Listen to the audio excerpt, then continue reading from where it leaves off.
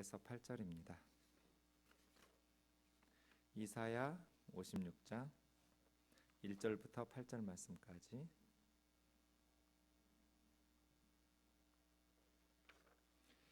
한 절씩 교독하겠습니다. 여호와께서 이와 같이 말씀하시기를 너희는 정의를 지키며 의를 행하라. 이는 나의 구원이 가까이 왔고 나의 공의가 나타날 것임이라 하셨도다.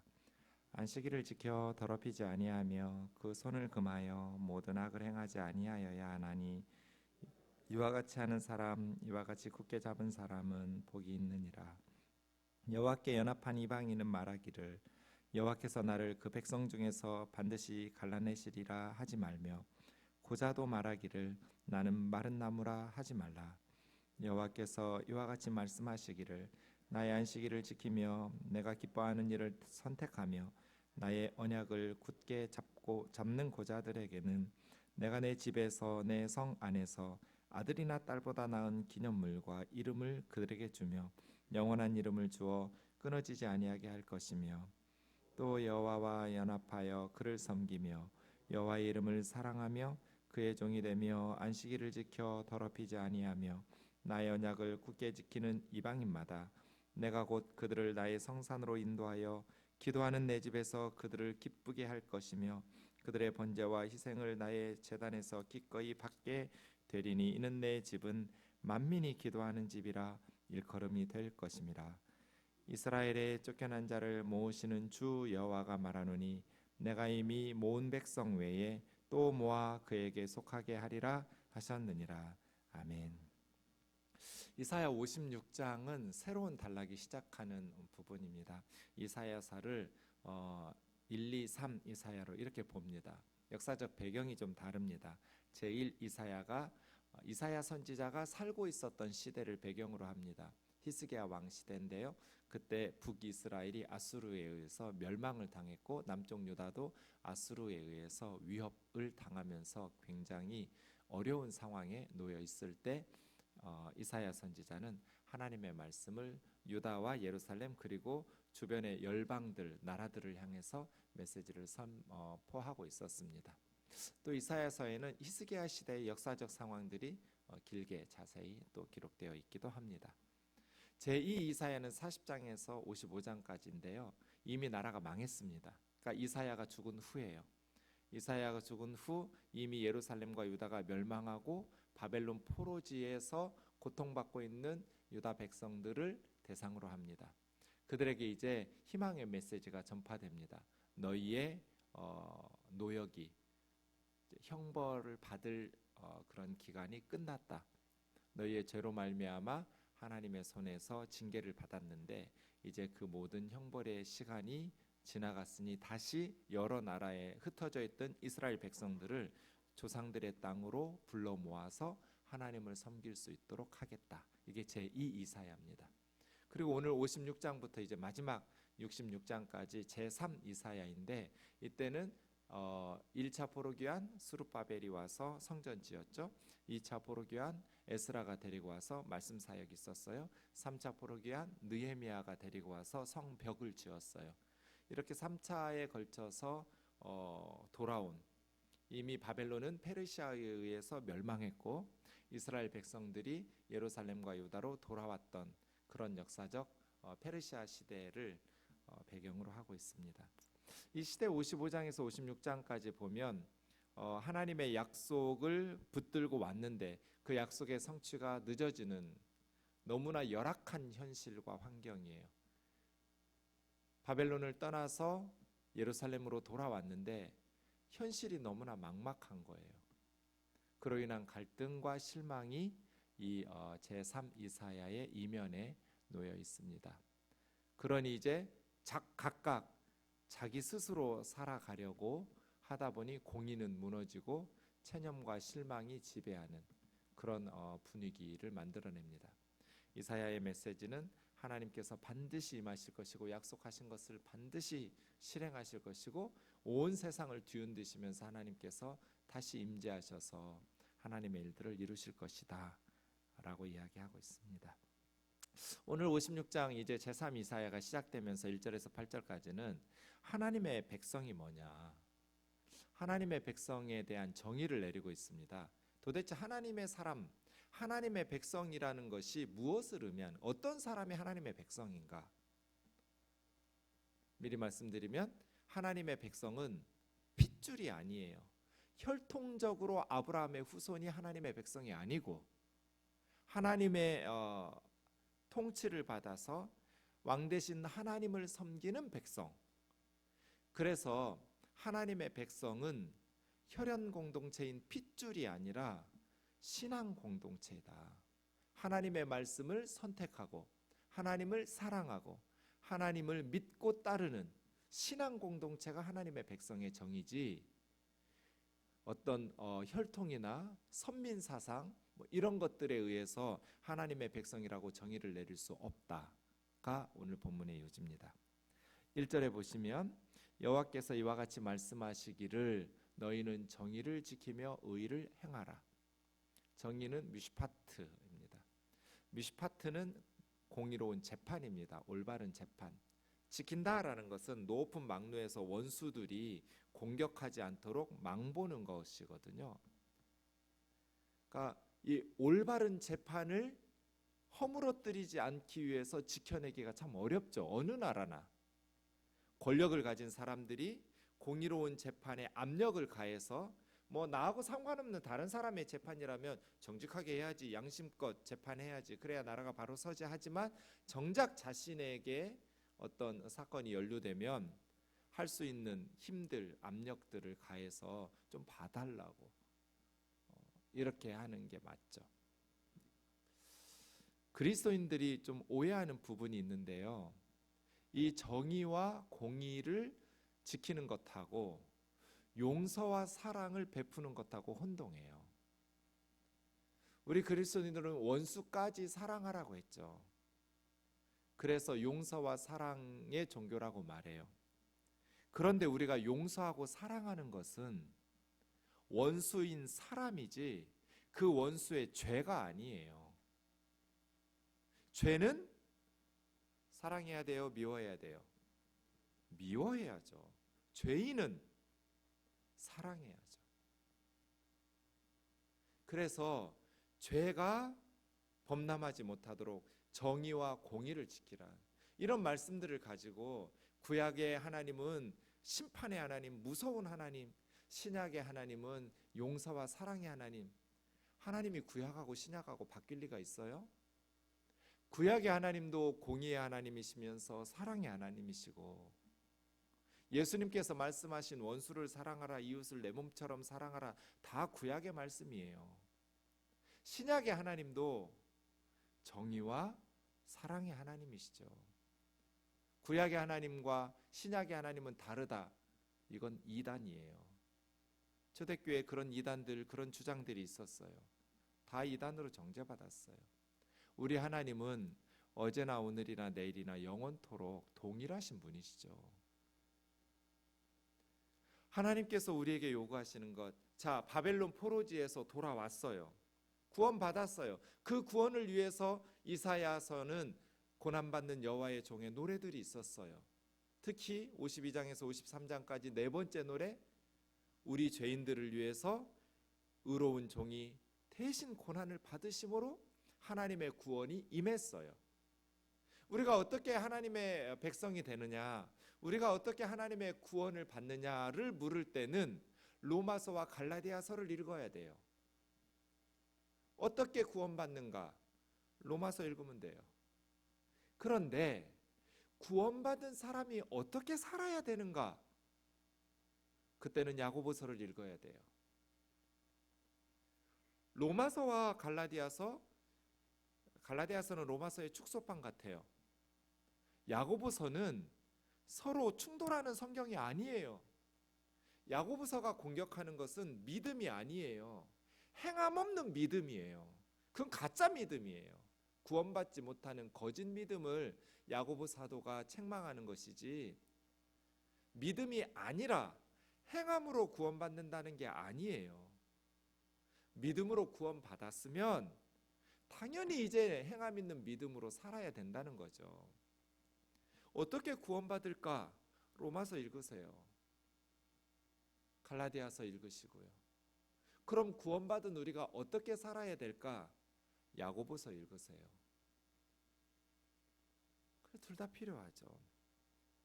하나님께서 바벨론 포로지에서 돌아온 구원받은 고난받는 의로운 여호와의 종의 희생을 통해서 우리는 다 양 같아서 그릇 행하여 각기 제 길로 갔거늘 여호와께서는 우리 모두의 죄악을 그에게 담당시키셨도다. 그러니까 예수님이 입도 뻥끗 안 하고 도살장으로 끌려가는 양처럼 털 깎는 자 앞에 잠잠한 양처럼 그 입을 열지 않고 너무나 괴로운데도 묵묵히 대속적인 죽음을 감당하시잖아요. 그 고난받는 의로우신 종이신 예수 그리스도 때문에 구원받았죠. 그러면 이제 어떻게 살아야 되느냐? 이 1절처럼 살아야 돼요. 너희는 정의를 행하고 공정한 재판 말이에요. 하도 압력들이 해서 재판이 굽어질 위험성이 많으니 지켜라. 원수가 쳐들어오는 집 높은 망루에서 망보고 적군의 공격을 허용하면 나라 망하잖아요. 그러지 않도록 샤마를 지키는 것처럼 말이에요. 공의로운 재판. 그 시절에는 입법, 행정, 사법이 삼권 분립이 되어 있지 않아서 이 미슈파트는 단순히 사법부만의 의미가 아니에요. 왕들이 사무엘처럼 사사들이 재판을 내려요. 그러니 공의로운 재판은 모든 입법, 행정, 사법의 정의를 시행하라는 뜻이에요. 공동체를, 나라를 정의롭게 다스려라. 그런데 이것 압력에 의해서 허물어질 가능성이 많으니 지켜라. 체다카 공의, 의라고 말하는 건 그 마지막 줄에 나의 공의가 나타날 것이다 했던 나의 공의하고 똑같은 단어의 원문은 체다카예요. 체다카는 하나님의 말씀에 순종하는 정직한 삶이에요. 말씀에 순종하는. 옆에서 굶주리고 있어요. 놔두면 죽을 판이에요. 근데 나는 부유해요. 먹을 게 많아요. 그런데 뭐 그 사람한테 죽으라고도 말하지 않았고 그 사람의 것을 빼앗고 도둑질이나 강도짓도 안 했어요. 그냥 내 거 내가 먹었어요. 이런 건 체다카가 아니에요. 상대방에게 꼭 강도짓을 하고 도둑질을 해야만 악이 아니에요. 그래서 체다카는 바른 관계인 말씀에 순종하는 삶이에요. 정의로운 삶, 공의로운 삶은 하나님 말씀과 하나님의 뜻에 순종하는 삶. 굶어 죽는 사람이 있으면 먹이는 것이 하나님의 뜻이겠죠. 그런 체다카를 행하라예요. 행하라. 정의와 의를 지키고 행하라. 왜? 나의 구원, 예수와 나의 구원이 가깝고 나의 공의, 나의 체다카가 곧 나타날 것이기 때문에 내가 임하여 너희에게 구원과 공의를 행할 것이다. 그러니까 구원받은 예루살렘에 돌아온 하나님의 백성들은 어떻게 살아야 되는가? 말씀에 순종하면서 하나님의 백성답게 살아야 돼. 그래야 하나님의 백성이에요. 구원받은 것은 끝이 아니에요. 이제는 하나님의 말씀에 순종하면서 살아가야죠. 그런데 한국교회는 한 번 구원은 영원한 구원이에요. 주님 영접했으면 영원히 구원받는다고. 고린도전서 9장 27절요. 바울이 뭐라고 그래요? 내가 내 몸을 쳐 복종하게 함은 내가 남에게 전파한 후에 나 자신이 도리어 버림을 당할까 두려워함이로다.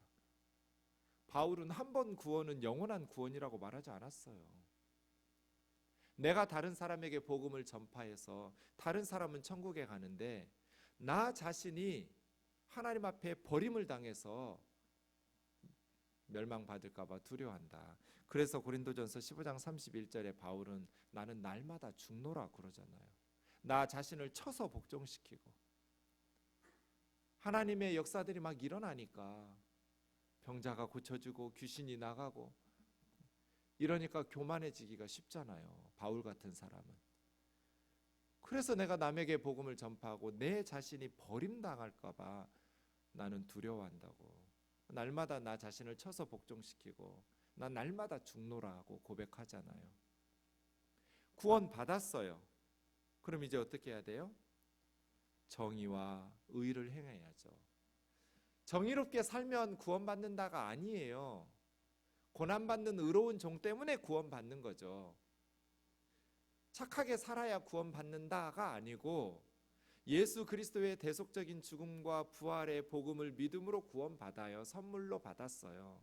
그랬으면 이제 구원받았으니 하나님의 말씀에 순종하면서 미시파트와 체다카를 지키고 행하면서 살아야 된다는 거예요.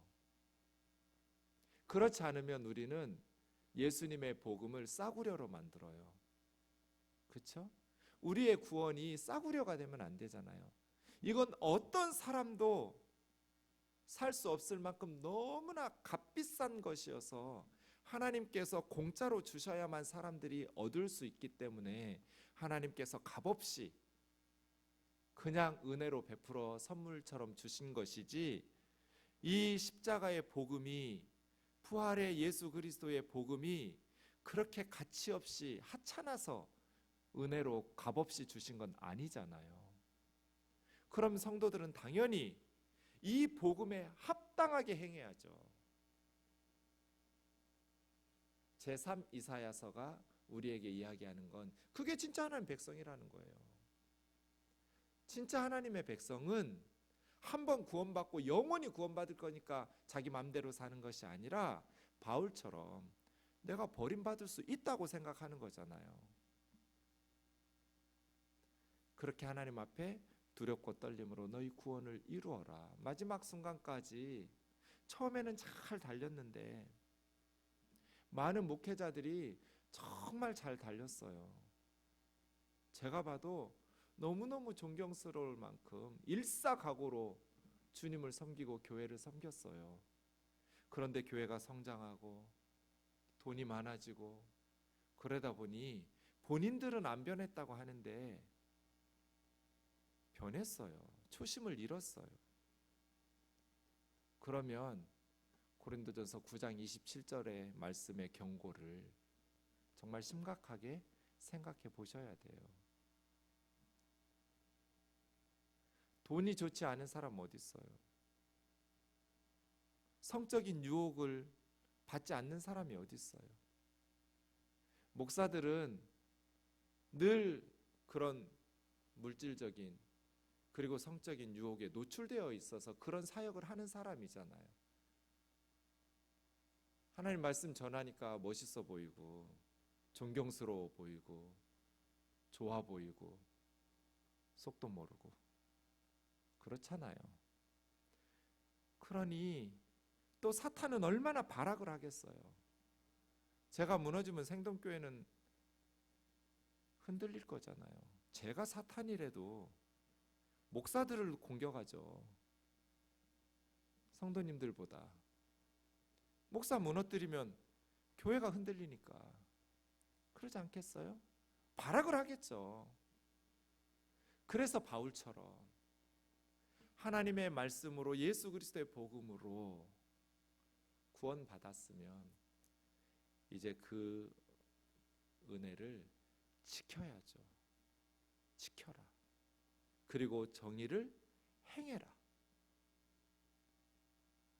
이 말씀이 너무너무 중요한 거죠. 그럼 2절 정의와 공의가 뭐냐? 두 가지로 말해요. 본문에서는. 첫째, 안식일을 지켜 더럽히지 아니하며. 안식일은 하나님의 법의 기본이에요. 너의 탐욕 때문에 노예 부려먹지 마라. 짐승들 부려먹지 마라. 일주일에 하루씩은 쉼을 주어라. 안식. 인간의 탐욕에 대한 브레이크예요. 일주일에 하루는 쉬게 해라. 너도 쉬고 남자들뿐 아니라 여자들도 쉬고 주인들뿐 아니라 남종들도 여종들도 외국인 노동자들도 다 쉬어라. 이스라엘 사람만 쉬지 마라. 너희 집에 거하는 외국에서 일하러 온 사람들, 나그네들 다 같이 쉬어라. 사람들만 쉬지 마라. 동물들도 쉬어라. 안식일을 지켜 더럽히지 마라. 쉬어라. 기본이에요. 내가 엿새 동안 창조하고 일곱째 날 쉰 것처럼, 내가 너희를 애굽에서 인도하여 낸 것처럼, 출애굽기 20장 신명기에는 천지 창조를, 신명기 5장의 10계명에는 출애굽 사건을 근거로 내세우시면서 안식일을 쉬라고 그랬어요. 그러면 천지를 창조하신 하나님께서, 그리고 애굽의 종살이 쉼없이 노예로 살고 있던 너희들을 그렇게 10가지 재앙으로 홍해를 갈라서 건너오게 하시는 그 구원의 주 하나님께서 책임질 테니까 쉼을 주라는 거예요. 믿음 없이 불안하니까 쉼 없이 일하지 말고 탐욕 눈 멀어서 안식일 범하지 말고 쉬어라.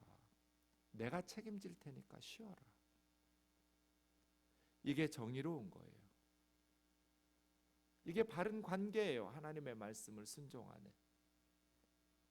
그리고 두 번째는 손을 금하여. 이 손이라는 것은 단순히 손이 아니라 삶 전체를 상징해요.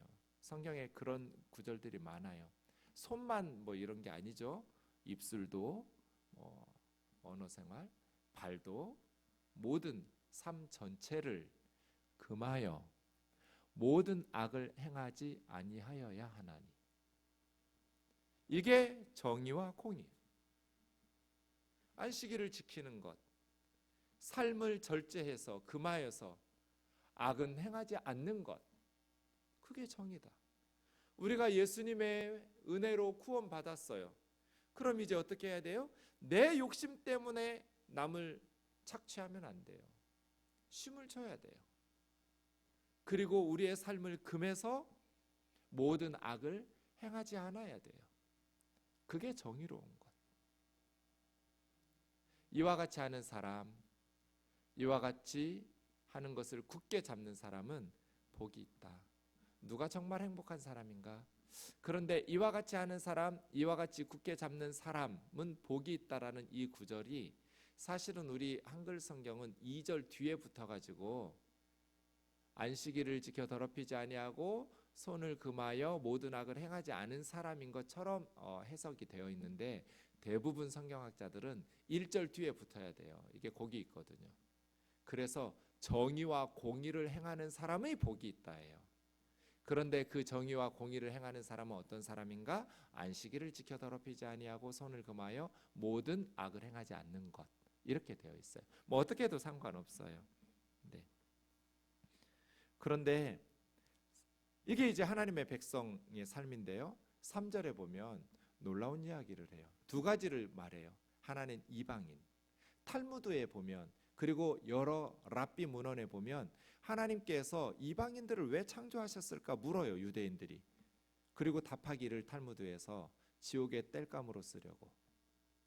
이게 이스라엘 사람들의 선민의식, 아주 쩔죠. 이방인들은 왜 만드셨을까? 우리 하나님이 지옥의 땔감으로 쓰려고. 그런데 탈무드가 잘못한 거예요. 랍비들이 잘못 가르친 거예요. 선민 사상은 처음부터 성경적 원리가 아니에요. 이스라엘은 하나님의 백성의 정의는 핏줄이 아니에요. 이방인과 고자, 여호와께 연합한 이방인, 하나님하고 하나가 된 이방인은 말하기를 여호와께서 나를 그 백성 중에서 반드시 갈라내시리라 말하지 마라. 하나님과 연합했는데 너는 이방인이니까 저리 가. 이렇지 않는다는 거예요. 하나님의 백성은 혈통이 아니다. 고자들도 모세 율법에 의하면 고자들은 예배 나갈 수 없어요. 하자가 있어요. 그런데 고자도 말하기를 나는 마른 나무라 하지 말아라. 마른 나뭇가지라고 말하지 마라, 고자들아. 이방인과 고자들에 대해서 다시 4절부터 이야기해요. 4절 5절에서는 고자에 대해서, 6절 7절에서는 이방인에 대해서 이제 역순으로 다시 나와요. 4절 보세요. 여호와께서 이와 같이 말씀하시기를 고자들이 안식일을 지키고 하나님의 안식일을 지키며 하나님께서 기뻐하시는 일들을 선택하며 하나님의 언약을 굳게 잡으면 그런 고자들은 하나님의 집이 어디예요? 성전이에요. 성전에서. 하나님의 성은 어디예요? 예루살렘이에요. 하나님의 성 안에서 있는 하나님의 아들들이나 딸들보다 더 나은 기념물을 주겠다. 더 나은 이름을 주겠다. 성전의 제사장들보다 더 좋은 기념물과 더 좋은 이름을 다음 주에 자세히 보겠어요. 영원한 이름을 주어 끊어지지 아니하게, 영원히 잊혀지지 않는 이름을 주시겠다는 거예요. 영원히 기억될 이름을 주시겠다는 거예요. 영원히 잊혀지지 않는 영원한 이름, 끊어지지 않는 이름, 그건 천국에 기록된 이름이죠. 생명책에. 이렇게 고자들에게. 그 다음 6절 보세요. 이방인들이 역순으로 나와요. 또 여호와께 연합하여 하나님 섬기고 여호와의 이름을 사랑하고 하나님의 종이 되고 안식일을 지켜 더럽히지 아니하며 하나님의 언약을 굳게 지키는 이방인들은 내가 곧 그들을 나의 성산으로 인도하여 기도하는 나의 집 성전에서 그들을 기쁘게 할 것이며 그들이 번제와 희생을 나의 제단에서 각 기꺼이 드리는 것이 받게 되리니 이는 하나님의 집은 만민이 기도하는 집. 이게 지금 천지개벽할 얘기를 하고 있어요. 이사야는. 누가 하나님의 백성인가? 이방인들도 고자들도 하나님과 연합하고 하나님 섬기고 안식일을 더럽히지 아니하고 하나님을 사랑하고 하나님의 말씀을 지켜 행하면 하나님의 백성 된다는 거잖아요. 그래서 8절 보세요. 이스라엘의 쫓겨난 자를 모으시는, 그런데 하나님께서는 이스라엘 사람들만 쫓겨난 데서 모으시는 것으로 만족하지를 않으세요. 내가 이미 모은 백성 외에, 이미 이스라엘 사람들 모으신 것 외에 또 모아서 그에게 속하게 하리라. 누구든지 하나님을 믿고 하나님의 말씀을 순종하며 살아가면 하나님의 백성으로 삼아 주시겠다는 거예요. 그래서 하나님은 계속 모으고 계시는 거예요. 지금도 예수 그리스도 안에서 모으고 또 모아, 모으고 또 모아 하나님께서 하나님의 백성들을 모으시는 것이죠. 나중에 이제 이사야서 맨 끝장 66장에 가면 21절에 나는 그 가운데서 택하여 제사장과 레위인을 삼으리라. 그 가운데는 이방인들이에요. 고아들, 고자들, 이방인들. 이제 제3 이사야가 시작되는 56장에서부터 누가 하나님의 백성인가? 하나님의 백성은 어떻게 사는가? 이방인들도 고자들도 그렇게 시작하던 이제 66장에 가면 이방인들도 제사장이 되고 고자들도 제사장이 되고 레인이 되어서 하나님, 이건 유대인들에게 엄청난 쇼킹한 이야기예요. 이스라엘 사람들도 제사장이 아무나 될 수 없어요. 레이지파여야 돼요. 아론의 자손이어야 돼요. 왕이었던 사람들이 제사장 하겠다고 나서다가 문둥병 걸려가지고 죽는 날까지 우시아가 그랬잖아요. 왕이 제사 지내려다가 하나님 앞에 버림받은 사람이 사울 왕이잖아요. 제사장인 사무엘을 기다리지 않다가. 왕들도 제사장이 될 수 없어요. 이스라엘 사람들에게는 제사장이 되는 그 권세와 특권은 하나님께서 딱 정해준 사람들만이에요. 그런데 지금 이사야는 무슨 얘기하는 거예요? 어떻게 이방인들이 제사장이 돼요? 지금 됐잖아요. 예수 그리스도 안에서 우리 모든 구원받은 성도들이 다 왕같은 제사장이 됐잖아요. 누가 하나님의 백성인가? 온 열방에 하나님은 모으시고 또 모으셔서 하나님의 백성 삼으신다. 이방인들 중에서도 하나님을 사랑하고 하나님과 연합하고 하나님의 말씀을 순종하는 사람들은 이스라엘 백성이 되고 하나님과 함께 거하는 하나님의 집에서, 그래서 하나님의 집은 만민이 기도하는 집, 이게 성전의 본질이죠. 만민이 하나님을 예배하고 하나님께 기도하는 집 말이에요. 이렇게 우리가 하나님 앞에서 세상 사람들이 무시하던 고자들, 장애인들, 이스라엘 사람들에게 지옥의 땔감으로 쓰려고 하나님이 창조하셨다고 무시당하던 이방인들, 그 많은 사람들을 하나님께서는 소중하게 여기시겠다는 거잖아요. 이것이 예수 그리스도 안에서 이루어진 하나님의 새로운 계획이에요.